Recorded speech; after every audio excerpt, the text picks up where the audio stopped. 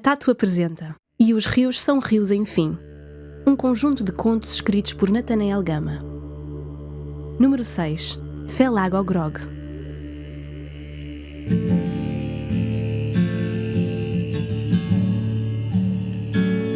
Felagogrog. Assim se chamava a caverna que ladeava um dos dois caminhos que levavam até à floresta de Baur.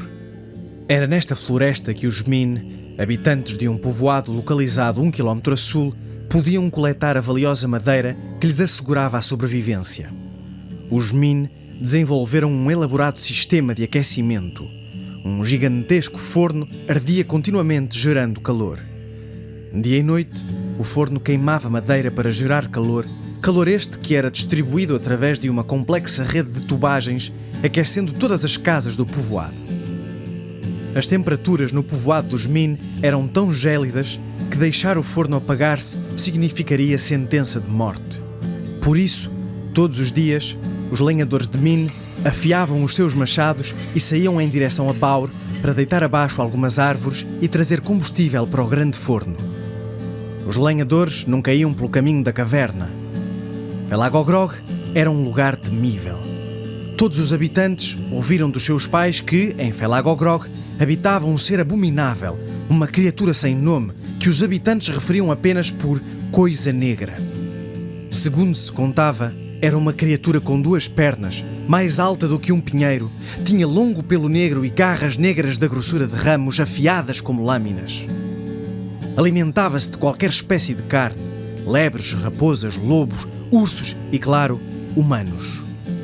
Contava-se que todas as pessoas que tinham arriscado tomar o caminho da caverna não tinham voltado de lá para contar como foi. Certo dia, quando os lenhadores saíam matutinamente para a sua labuta, repararam que tinha ocorrido uma derrocada que bloqueara o caminho seguro com 2 enormes rochas. Nem 100 homens conseguiriam desimpedir o caminho. Voltaram de imediato para o povoado para contar a notícia aos anciãos, uma vez que algo precisava ser feito urgentemente. Só havia abastecimento de madeira para 3 dias, e a outra floresta mais próxima ficava à distância de pelo menos 2 dias de viagem, o que totalizava 4 dias, considerando a ida e a volta. Apesar da tentativa de sigilo dos anciãos, rapidamente a palavra correu pelo povoado e o pânico começou a instalar-se. Multiplicaram-se os roubos de lenha, pois cada casa tinha também uma pequena lareira individual destinada aos animais, os quais não precisavam de tanto calor como os humanos para sobreviver. Os habitantes julgavam que, em última análise, se aqueceriam junto dos animais. A comunidade, que outrora se unira para vencer o frio, estava agora facionada. As pilhagens ocorriam tanto nas casas da povoação como também na própria reserva, que tinha sido invadida durante a noite. A reserva ficou praticamente esgotada, tendo apenas lenha suficiente para aquecer o povoado durante mais um dia. Os anciãos, numa tentativa desesperada de suscitar a coragem nos lenhadores de irem buscar madeira, disseram-lhes: Escolham o frio ou Felagogrog. A morte é certa. Vós, que derrubam árvores de 100 metros, podem derrubar uma besta de 30. Mas os lenhadores não se motivaram. Responderam que, se era para morrer, preferiam morrer abraçados às suas famílias até à última réstia de calor corporal se esvair.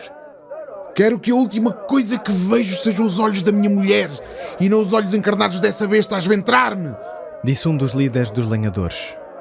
Algumas pessoas, começando a aperceber-se da iminente desgraça, entraram em estados de paranoia e começaram a queimar desnecessariamente madeira, bem como os próprios pertences e roupas. Em geral, a povoação parou. Os padeiros cessaram de fazer pão, os agricultores deixaram o arado no meio do campo e os leiteiros deixaram de ordenhar.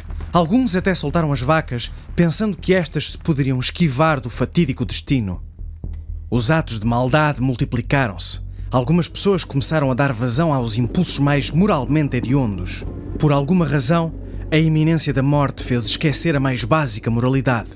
O caos despoltara. Estel e Mel, irmão e irmã, debatiam a situação. Como sabem que a criatura de Felagogrog existe mesmo? Se todos os que lá foram não voltaram para contar a história, Como se pode saber sequer da existência do tal monstro? Como se pode saber a cor dos olhos da fera? Inquiriu Stel.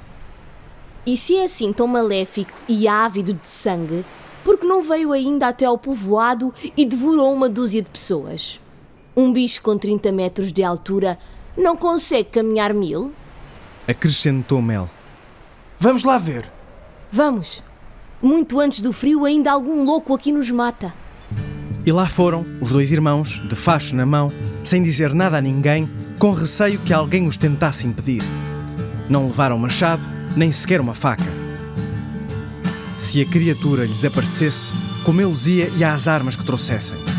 Havendo algum confronto, a única safa seria estar o mais leve possível e fugir. Rapidamente chegaram à subida que passava pela boca de Felagogrog. Não estranharam a virgindade do terreno, com vegetação mais alta do que eles, o que lhes dificultava os movimentos. Até ali não havia sinal de besta fera. Ouviram um barulho. Assustaram-se. Não conseguiram de imediato perceber de onde vinha, mas depois lá concluíram que se tratava de 2 coelhos que por ali andavam. Atravessaram o caminho e chegaram a um lugar carregado de pinheiros.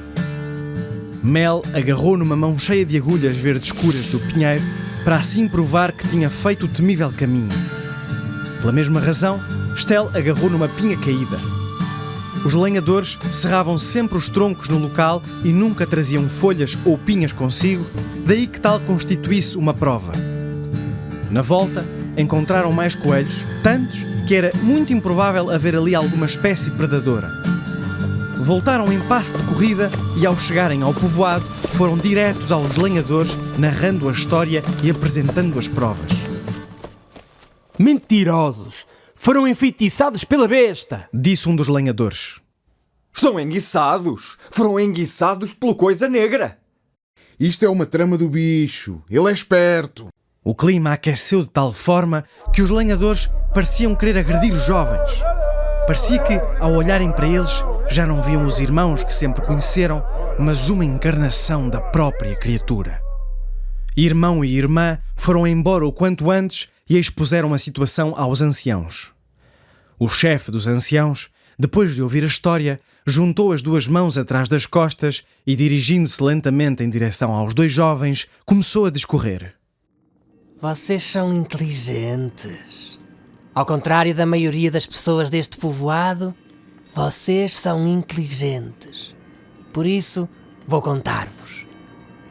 Não existe coisa negra, besta, o que lhe queiram chamar. É tudo uma fantasia. Criámos isso para controlar o povoado. O medo é um fator unificador e é muito mais fácil de implementar do que qualquer outro.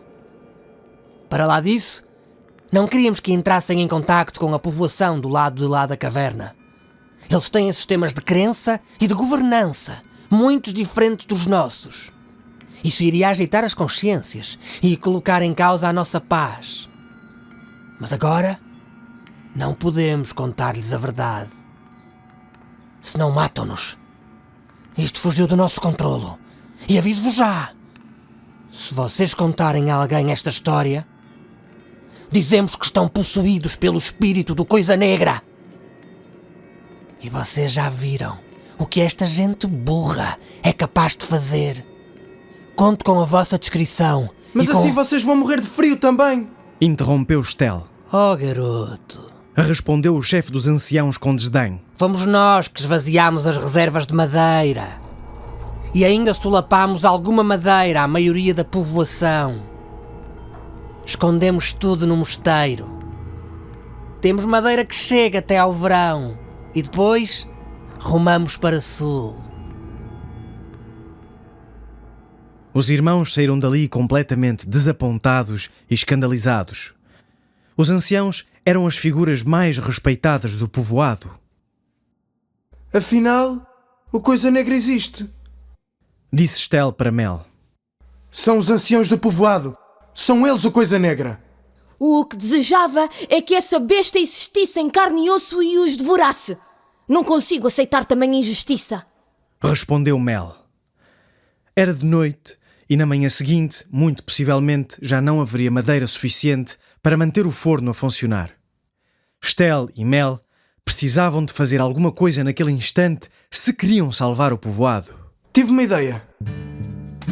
Começou Stel a expor um plano que lhe surgira. Vamos buscar pipas de resina de pinheiro e vazamos-las de forma contínua sobre as reservas de madeira dos anciãos, enquanto eles estiverem a dormir. As portas do mosteiro estão sempre abertas, por isso será fácil entrar. De saída, ateamos fogo à resina, o que fará arder todas as reservas. Quando os anciãos virem que não têm madeira, serão forçados a revelar a verdade, se querem sobreviver mais um dia. Mas e o que vamos fazer aos anciãos depois disso? Não desvies o teu pensamento para o que não é essencial. O que nós queremos agora é salvar os bons e não punir os maus. A verdade há de vir ao de cima.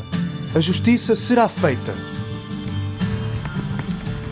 Depois de o plano ser executado com sucesso, os anciãos mandaram reunir com urgência o povo e anunciaram: Estamos muito felizes por afirmar que conseguimos matar o Coisa Negra.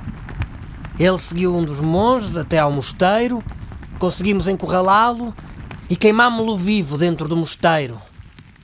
Como podem ver, o mosteiro ainda está a arder. Agora, vão buscar lenha. O caminho está livre. Nem pensar. Certamente há muitas coisas negras. Aquilo é um bicho que se reproduz. Onde há um, há 100. Responderam os lenhadores. Só havia um e está morto. Podem ficar descansados. Respondeu um dos anciãos. Como sabe que só havia um? Perguntou Stel. Diante desta pergunta, o ancião tentou balbuciar uma resposta, mas como não disse nada que fizesse sentido, acabou por dar força aos lenhadores, que já nem queriam ouvir mais nada dito pelos anciãos. Querem lenha? Vão lá vocês? Rematou o líder dos lenhadores.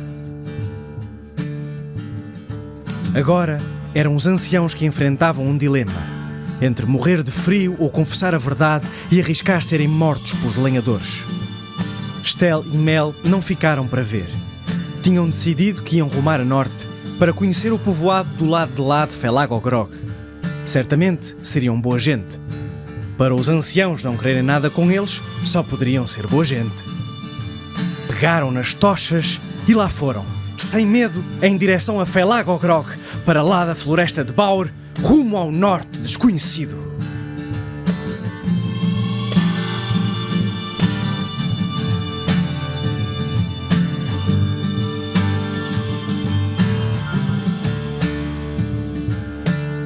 Apoia este projeto e outros semelhantes em patreon.com/tatomedia.